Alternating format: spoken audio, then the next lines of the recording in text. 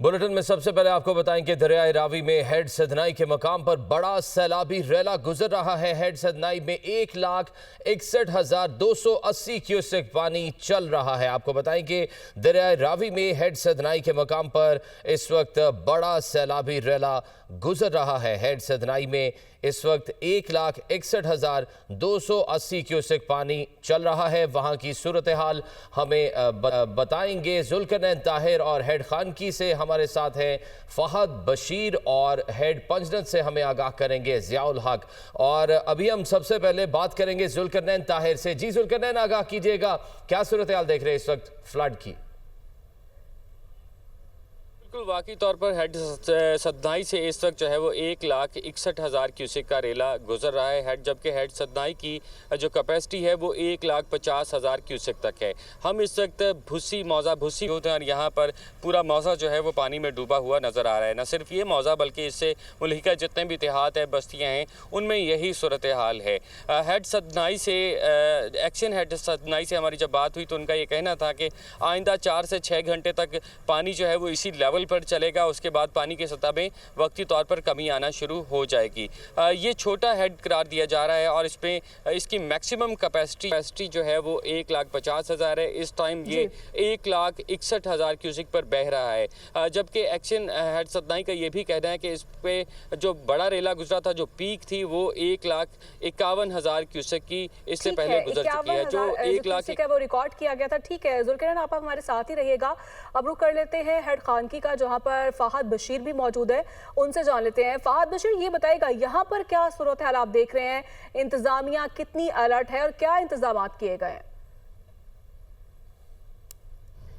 आज देखिए, इस वक्त दरियाए चनाब में ऊंचे दर्जे का सैलाब है और मैं इस वक्त हेड हानकी के मकाम पर मौजूद हूँ। यहाँ से 1,64,000 क्यूसेक का रेला जो है वो गुजर रहा है और ये रेला जो है वो कादराबाद की तरफ बह रहा है। भारत ने आबी जारियत करते हुए ये दूसरी मरतबा जो है वो सैलाबी पानी पाकिस्तान की तरफ छोड़ा है। आज दिन भर हमने देखा कि हेड मराला के मकाम पर भी ऊँचे दर्जे का सैलाब था, 5,60,000 क्यूसेक का रेला था, लेकिन अब जो हेड मराला है वहाँ पर जो है वो पानी बतदरीज उसमें कमी आना शुरू हो गई है। 4,64,000 इस वक्त का रेला हेड मराला में बह रहा है और जिस जगह मैं मौजूद हूँ हेड हानकी, यहाँ पर 5,64,000 क्यूसेक का रेला बह रहा है। ज़िली इंतज़ामिया की जानब से यहाँ पर काफ़ी जो है इंतज़ामात बेहतर किए गए हैं।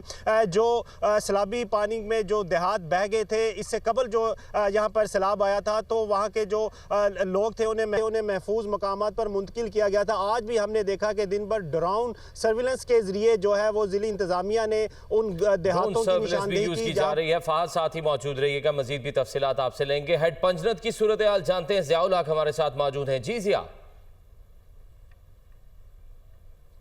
अजी, पंजनत बैराज पर यहाँ पर पानी की सतह में इजाफा हो रहा है। पानी के बहाव में तेज़ी के बायस यहाँ पंजनत से निकलने वाली जो 3 नहरें हैं, ये बड़ी नहरें हैं जिनमें पंजनत कैनाल है, अब्बासिया कैनाल है, अब्बासिया लिंक कैनाल है। इन नहरों को बंद कर दिया गया है। उसकी बड़ी वजह यह है कि जब ये फ्लड, ये सैलाबी सूरत हाल होती है तो पानी के प्रेशर की वजह से इन नहरों को बंद कर दिया जाता है। हमारी जब ये हेड पंजनत हुकाम से बात हुई इस हवाले से तो उनका ये कहना था कि आज रात 12 बजे के बाद यहाँ पर हेड पंजनत पर पानी की सतह में तेज़ी से इजाफा शुरू हो जाएगा। इसके अलावा 5 सितंबर की दोपहर जो है 12 बजे से 6 बजे तक यहाँ पर ऊंचे दर्जे के सैलाबी सूरत हाल होगी। तो मैं आपको बताऊं कि यहाँ पर डाउन स्ट्रीम के जो इलाके हैं उस शरीफ के, इस वक्त पानी के तेज़ बहाव के बायस यहाँ पर सैलाबी सूरत हाल है, जिनमें जागीर सादकाबाद है, शिकरानी है, बस्ती गुरड़ा है, चक्कियर की बस्तियाँ हैं, बस्ती लेशारी, बस्ती मलाब, बस्ती फुलेली, ये इस वक्त सैलाबी पानी की लपेट में आ चुकी हैं। सैकड़ों एकड़ रकबा पर जो खड़ी फसलें हैं वो भी सैलाबी पानी की लपेट में है। लोग अपने माल मवेशी समेत महफूज मकामात पर मुंतकिल हो चुके हैं। ताहम अब भी बड़ी एक तादाद यहाँ। बहुत शुक्रिया, और ज़ियाउल हक भी हमारे साथ मौजूद थे। तमाम नुमाइंदगान का बहुत शुक्रिया। भारत की जानिब से सैलाबी पानी छोड़े जाने के बाद हेड खानकी पर पानी का बहाव 5,64,000 क्यूसेक है। सैलाबी सूरत हाल से वजीराबाद, सोहदरा नाला, पलकू के इर्द गिर्द के देहातों में पानी दाखिल होने का खदशा है। इस बारे भी आपको बताएंगे, लेकिन मुल्तान कासिम बेला में सैलाब मुतासिरीन के लिए कायम की गई खैमा बस्ती में सहूलियात की कमी है। ताहाल बिजली भी फराहम नहीं की गई है। खैमों में ग़िज़ाई किल्लत के हवाले से मसाइल भी बढ़ने लगे हैं। वॉशरूम की सहूलत भी दस्तयाब नहीं है। मुतासिरीन का क्या कहना है, आइए आपको सुनवाते हैं।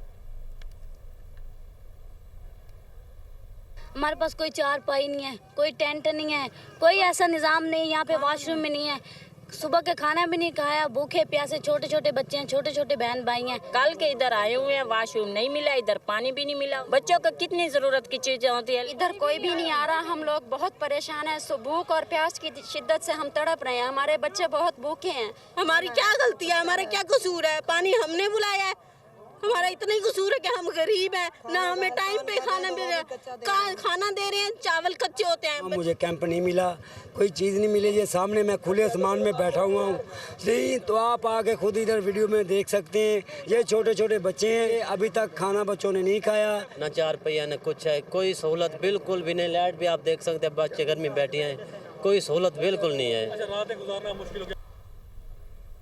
तो नाज़रीन, मुतासिरीन ने क्या कहा आपने सुना। मुल्तान कासिम बेला में सैलाब मुतासिरीन के लिए कायम की गई खैमा बस्ती में सहूलियात की कमी है, ताहाल बिजली भी फराहम नहीं की गई है।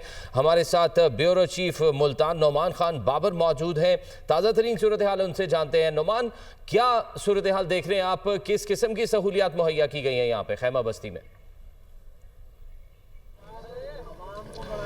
जी बिल्कुल, खौफनाक सैलाब की तबाहकारियाँ अपनी जगह, लेकिन अफसोसनाक सूरत हाल ये कि जिन मुतासरीन को यहाँ पर लाया गया है कि उनको खैमे दिए जाएंगे, लेकिन बेयारो मददगार छोड़ दिया गया है। छोटे छोटे मासूम बच्चे हैं, ख़वातीन हैं, बुजुर्ग हैं, इस वक्त बेयारो मददगार हैं। पूरी बस्ती जहाँ पर मौजूद है, या बस्ती लंगड़ियाल के मुतासरीन हैं, अमरोड के मुतासरीन हैं, जो कि बड़ी तादाद पर यहाँ पर इनको लाया गया था और ज़बरदस्ती उनके घर खाली कराए गए थे ताकि यहाँ पर हम आपको सहूलियात देंगे। लेकिन सूरत हाल इसके बिल्कुल बरअक्स है। यहाँ पर किसी को खैमा मिला है, बेशतर को यहाँ पर नहीं मिला। अगर खैमे लगा दिए गए हैं तो यहाँ पर लाइट का किसी किस्म का बंदोबस्त नहीं है। इवन यहाँ पर सुबह से यहाँ पर नाश्ता भी नहीं दिया गया, वॉशरूम नहीं है। बच्चों के मसाइल बढ़ते जा रहे हैं। बच्चे छोटे छोटे बच्चे हैं जिनको घास पर अब सुला दिया गया, उनके वालिदैन ने उनको ज़बरदस्ती सुलाया है। उनके पास खुश दूर नहीं है। अगरचे वज़ीर आला पंजाब आई, अहकाम दिए गए, लेकिन अभी तक किसी किस्म का यहाँ पर अमल दरामद देखने को नहीं मिलता। सिर्फ एक मॉडल बस्ती बनाई गई जो कि 25 से 30 खैमों पर मुश्तमिल है, जहाँ पर वज़ीर आला को विजिट कराया गया। सब अच्छा है कि रिपोर्ट दी गई, उसके बाद उनको रवाना कर दिया गया। का शदीद फुकदान दिखाई दे रहा है। नोमान खान बाबर तफसीलन आगाह कर रहे थे, आपका बहुत शुक्रिया। चेयरमैन पंजाब ग्रुप मियां आमिर महमूद ने कहा है कि आज़ादी के वक्त भी हमारे 4 सूबे थे, आज भी 4 ही हैं। दुनिया में बाकी मुल्कों का साइज बढ़ा तो उन्होंने खुद को यूनिट्स में तकसीम किया। हर डिवीजन सूबा बनेगा तो इंतजामी अखराजात कम होंगे, मुआशी तरक्की होगी, मसाइल हल होंगे और नई लीडरशिप उभर कर सामने आएगी।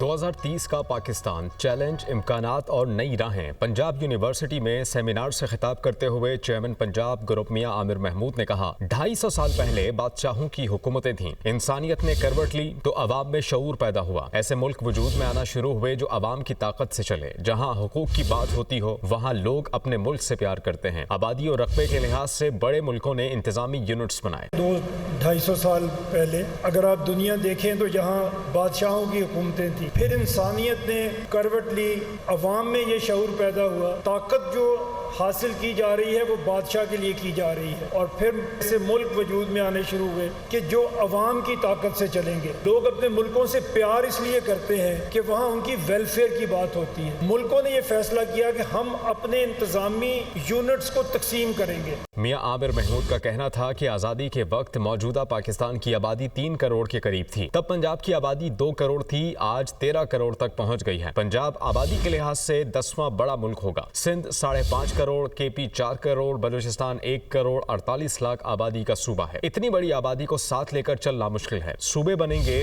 तो मसाइल हल हो जाएंगे। हमारे पास शुरू में भी 4 सूबे थे और अब भी इतने ही हैं। चाइना के 6 एडमिनिस्ट्रेटिव यूनिट्स थे, अब 34 हैं। इंडोनेशिया के 38 सूबे हैं। कनाडा के 4 सूबे थे, आज 10 हो चुके हैं। पाकिस्तान जब बना तो इसकी आबादी 3 करोड़ के करीब थी। पंजाब जो आबादी 2 करोड़ थी वो अब 13 करोड़ हो चुकी है। सिंध की आबादी जो 60 लाख थी आज 5.5 करोड़ से बड़ा सूबा बन चुका है। खैबर पख्तूनख्वा जो सिर्फ 5.8 मिलियन था वो आज 4 करोड़ से बड़ा सूबा बन चुका है। बलूचिस्तान जो 1.1 मिलियन था वो 14.8 मिलियन का सूबा बन गया।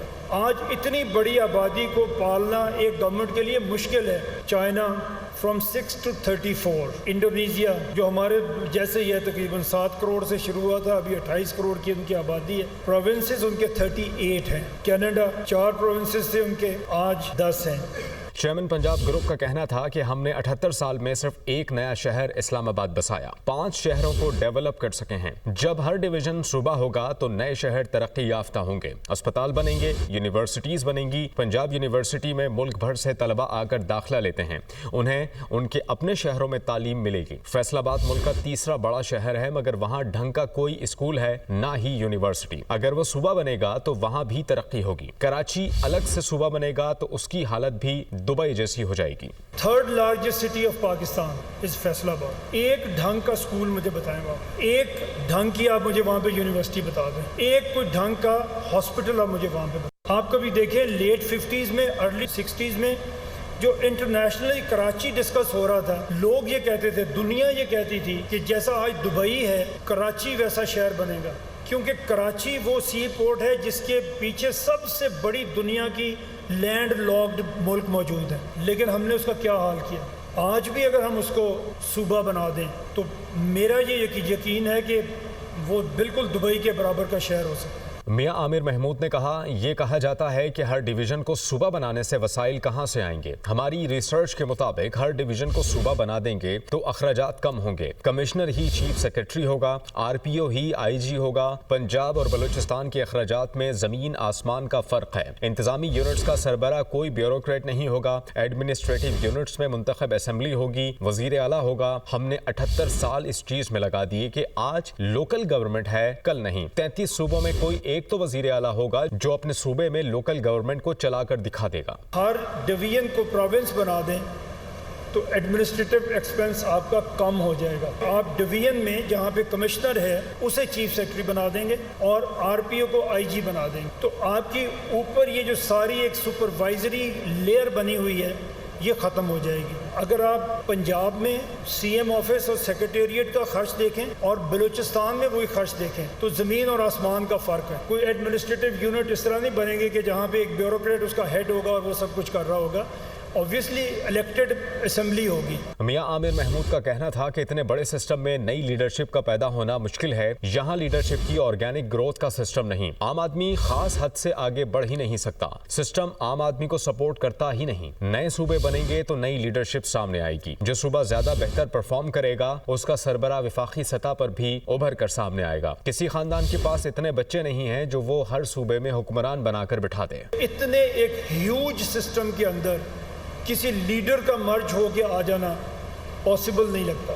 यहाँ लीडरशिप का कोई ऑर्गेनिक ग्रोथ का प्रोग्राम नहीं है। एक आम आदमी अगर सियासत में आ भी जाए तो एक ख़ास हद से आगे बढ़ ही नहीं सकता, क्योंकि सिस्टम उसको सपोर्ट नहीं करता। अगर आपके 33 प्रोविंसेस होते हैं तो यकीन करें किसी के 33 बेटे नहीं होंगे ना भाई होंगे, तो उन्हें पॉलिटिकल वर्कर को लाना ही पड़ेगा। मियां आमिर महमूद का कहना था कि हमारे मुल्क में पहले सूबे की 2/3 अक्सरियत, फिर कौमी असम्बली और सेनेट में 2/3 अक्सरियत के जरिए नया सूबा बनाया जा सकता है। भारत में हर 5 साल बाद 1-2 नए सूबे बनकर सामने आ जाते हैं। वहाँ सादा अक्सरियत से विफाक सूबा बनाता है। भारत में चाय बनाने वाला वजीर आला बन गया। मोदी ने मुहिम शुरू की तो पूरा कॉर्पोरेट इंडिया पीछे खड़ा हो गया, क्योंकि उसने गुजरात में लोगों के लिए काम करके दिखाया। चेयरमैन पंजाब ग्रुप ने कहा कि जादू की छड़ी से पूरी कौम को ईमानदार नहीं बनाया जा सकता। सबसे पहले खुद पर काम करें। ये नहीं हो सकता कि हम तो मौज करें और मुल्क ईमानदार हो। जिस दिन सब ठीक हो जाएंगे कौम भी ठीक हो जाएगी। पॉलिसीज जब दरसगाहों में बनना शुरू हो जाएंगी तो मुल्क कामयाब हो जाएगा।